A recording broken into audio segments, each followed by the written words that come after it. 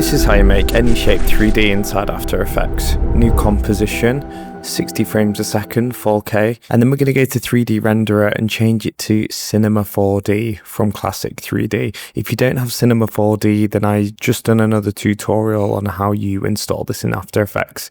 The link will be in the description. Okay, I'm going to go up to the pen tool, do a no fill, do a stroke 50. Let's do a nice blue color. And I'm just going to draw a random pattern. Looks cool. Something like that. Looks a bit like a graffiti mark. And then if I click the cube icon here, it's going to become 3D, but we're not going to see it yet. But if we go to the transform, spin the rotation, we can see it's like 2D, but moving in a 3D space. So what we're going to do is go to geometry options and increase the extrusion depth. Now, to help distinguish that it's a 3D shape, we want to change the color of the side. To do that, we go to contents, select shape 1, add side color, and then we can change that color to just an alternative blue.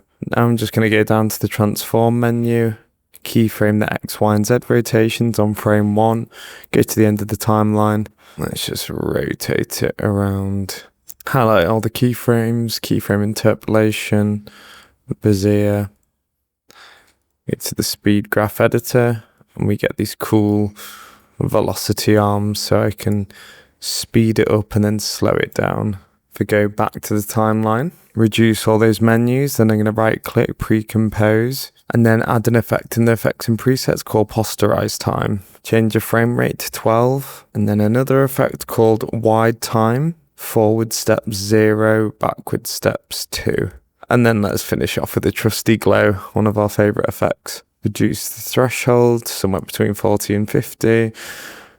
Increase the radius. Maybe turn down the intensity a bit.